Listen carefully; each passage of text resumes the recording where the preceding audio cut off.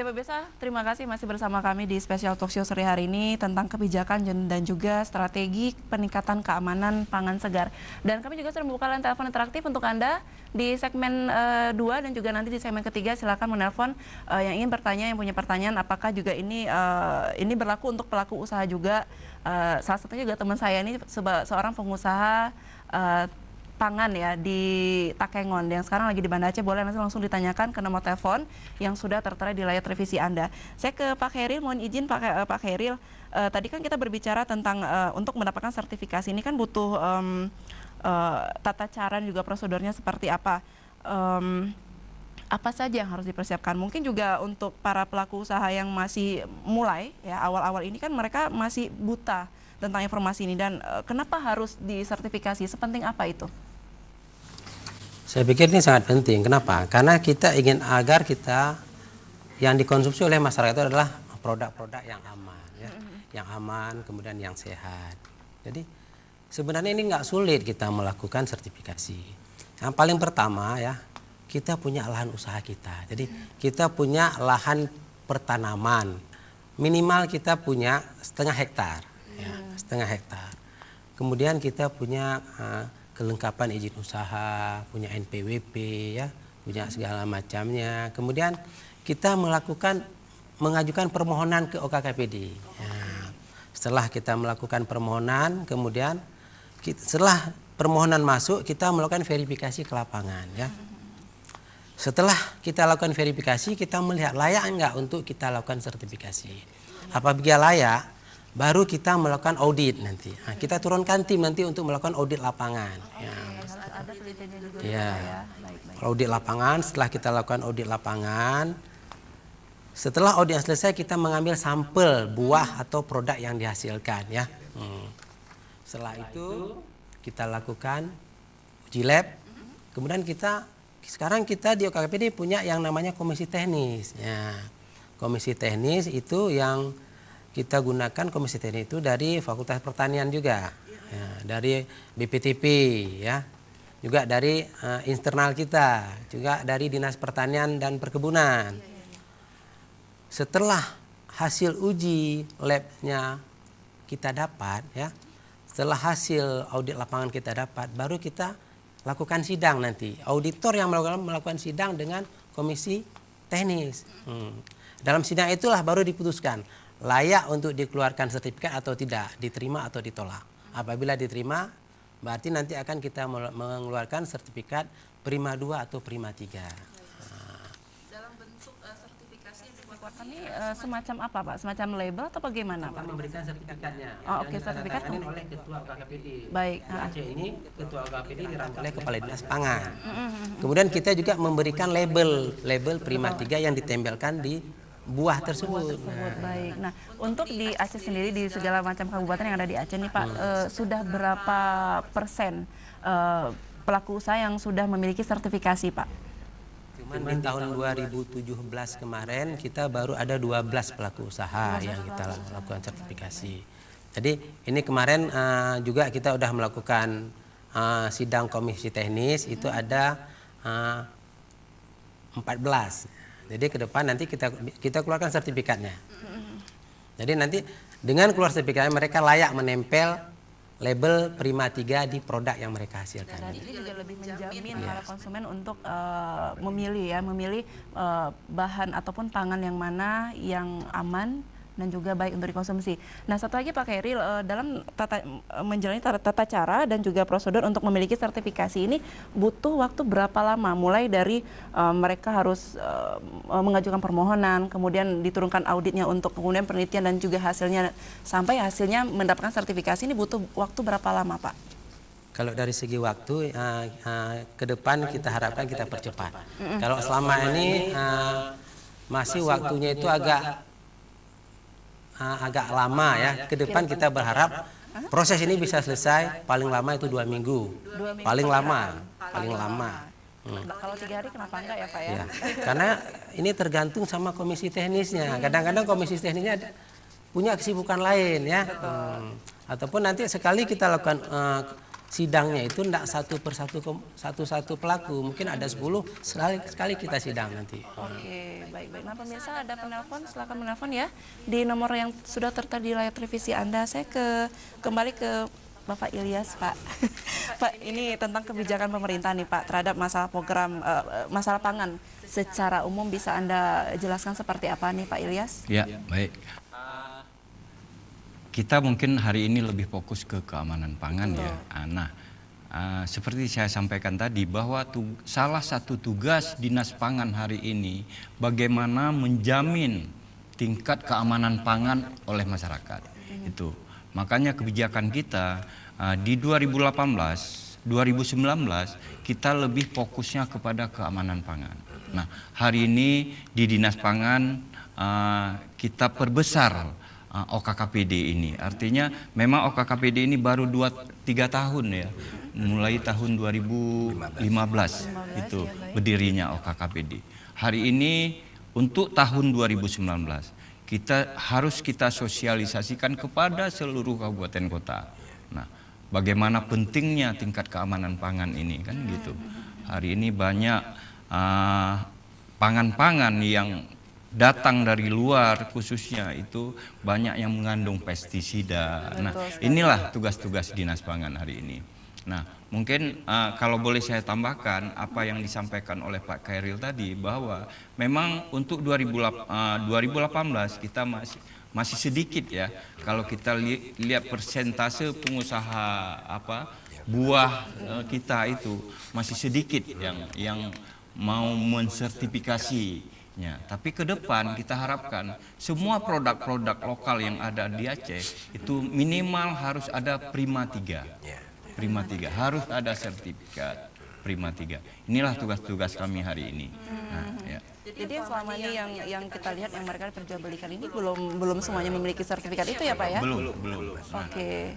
Dan di tingkat retail, katakanlah supermarket, nanti ada suatu perbedaan mana buah yang sudah disertifikasi dan yang belum kan gitu. Artinya masyarakat kita juga harus sosialisasi kepada masyarakat bahwa kalau ada yang sudah berlabel Prima 3 itu sudah dijamin tingkat keamanan pangannya. Kita di Dinas Pangan sudah punya lab kan gitu.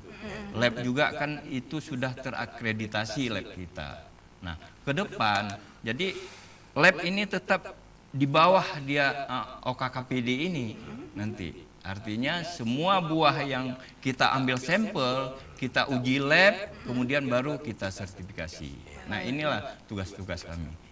Nah, baik. Ini Pak, satu lagi nih Pak, untuk bahan pangan yang kita kan sering banyak sekali melihat ini impor ya dari luar ya Pak ya, ini sangat miris sekali, sedangkan kita tahu bahwasanya Aceh ini sangat kaya sekali dengan lahan pertanian juga dan juga hasil panennya luar biasa sekali. Nah, ini apakah disebabkan karena memang mungkin seperti begini Pak, maksud saya gini, apakah ini persaingan bisnis? Nah itu dia, saya agak-agak susah ngomong, takut salah nih. Persaingan bisnis nih Pak, seperti apa pendapat Anda? Sebenarnya begini, kita kan gini, di masyarakat kita sebenarnya khususnya katakanlah buah-buahan dan sayuran ya bukan tidak cukup ya.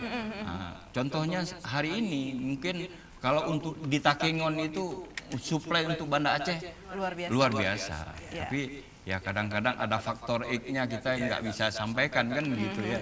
Tapi hari ini perlu kita beri pemahaman kepada masyarakat bahwa produk lokal kita itu sudah harus aman untuk dikonsumsi kan gitu. Artinya aman dikonsumsi ini bukan bebas dari katakanlah pestisida aja. Tapi kita harus sinergi, katakanlah dengan MPU misalnya, ya kan, harus ada label halal gitu, ya kan. Nah, dan kami juga Dinas Pangan ke depan mungkin akan mengajukan apakah semacam pergub bahwa setiap event-event yang ada, katakanlah, contoh hari ini saya mengharapkan ini bisa pangan lokal yang ditempatkan di sini kan gitu ya. Timpan Aceh ya. Timpan Aceh kan banyak ya. Produk unggulan kita apel, anggur kan. Cobalah kacang rebus sekali-sekali kan. Inilah yang tugas-tugas kami hari ini. Mungkin juga seperti buat jamblang ini bisa juga menjadi produk unggulan juga ya Pak ya. Kenapa enggak kita berdayakan khususnya masyarakat kita kan gitu. Oke. Ini luar biasa sekali nih. Saya ke Bapak Romano, Pak. Sebenarnya diperbolehkan apa tidak sih Pak penggunaan pestisida yang berlebihan dan ambang batas penggunaannya sampai berapa lama nih Pak? Ya, sebenarnya normatifnya penggunaan pestisida itu ada namanya ambang batas ekonomi. Jadi kalau serangan hama penyakit itu masih di bawah kerugian, taksiran kerugian sesuai dengan biaya pestisida yang digunakan, sebaiknya nggak usah gunakan pestisida. Malah lebih bagus kalau organik. Mungkin nanti ada sosialisasi lagi produk organik tanpa pestisida. Barangkali Pak Hairil akan membuat kegiatan tahun depan, sehingga petani akan berlomba-lomba memproduksi bahan sayuran atau buah-buahan organik tanpa pestisida. Itu yang mungkin harus kita lakukan. Masalah pestisida memang itu kegunaannya untuk menghambat serangan hama dan penyakit terhadap bahan tumbuhan itu. Tidak meracuni konsumen harusnya, tapi kadang-kadang petani itu sendiri tidak paham. Makanya nanti dalam sosialisasi juga harus dilakukan prosedur GEP, namanya Good Agriculture Practice. Jadi cara bertani yang baik dengan menggunakan lebih banyak pestisida alami barangkali yang harus kita produksi sendiri secara lokal, tidak menggunakan bahan-bahan kimia yang berbahaya. Kalau tadi kita lihat keamanan pangan bahan impor itu jauh tidak aman daripada produk lokal kita. Kalau saya sarankan masyarakat mestinya lebih memilih buah-buahan lokal daripada buah-buahan impor. Karena kalau impor itu udah pasti untuk pengawet di jalan saja dari negaranya sampai negara kita, itu barangkali pestisidanya tidak hanya satu jenis. Banyak bahan-bahan aktif yang tersimpan di dalam buah-buahan itu. Itu yang kadang-kadang kita tidak sadari. Mungkin perlu juga koordinasi yang lebih ini dengan Balai Pengawasan Obat dan Makanan kan, untuk mengambil sampel di pusat-pusat pemasaran buah. Saya rasa itu yang perlu kita. Ya, memang pestisida ini ada berapa banyak jenisnya nih Pak Romano? Ya, kemarin kita sudah identifikasi bahan aktifnya sendiri ada 156 dan 156 itu yang sangat berbahaya lebih dari setengahnya. Bisa menimbulkan kanker, bisa dalam jangka panjang dia akan merusak sistem kekebalan tubuh kita, merusak jaringan tubuh kita, itu sangat berbahaya sebenarnya. Nah, ini juga salah satu isu ya Pak ya, Pak Ilyas ya. Nah, ini juga ada beberapa isu keamanan pangan seperti kemampuan petani dalam menjamin mutu dan keamanan pangan segar yang masih sangat rendah sekali nih Pak.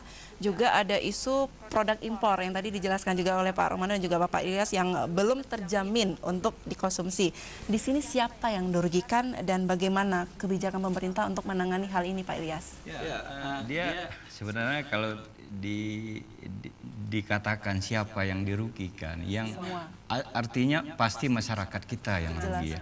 Dari segi kesehatan itu pasti yang dirugikan masyarakat kita.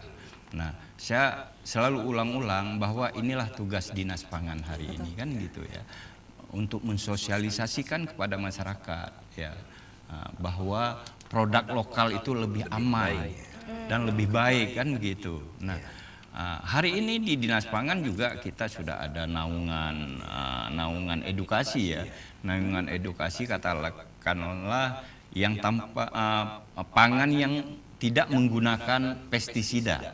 Nah, seperti kangkung misalnya itu ya, pakcoy itu ada edukasi di depan.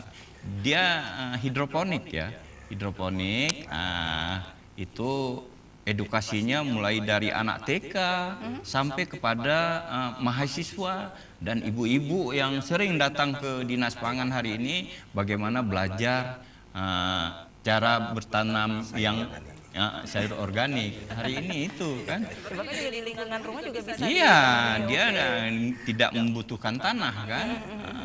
Dengan mungkin 1 meter kali 2 aja udah untuk konsumsi keluarga itu udah cukup lah. Udah luar biasa juga aman sekali Iya. nih Pak ya.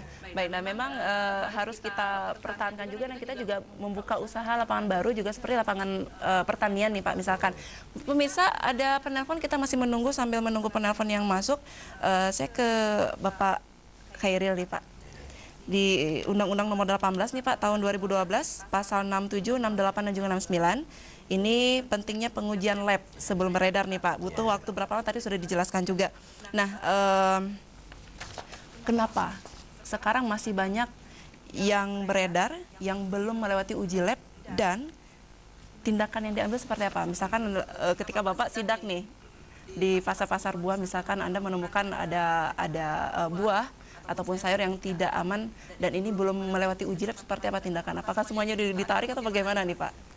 Sebenarnya gini, dalam pengawasan keamanan pangan ini kita punya jejaring gitu ya. Jadi semua pihak kita libatkan ya.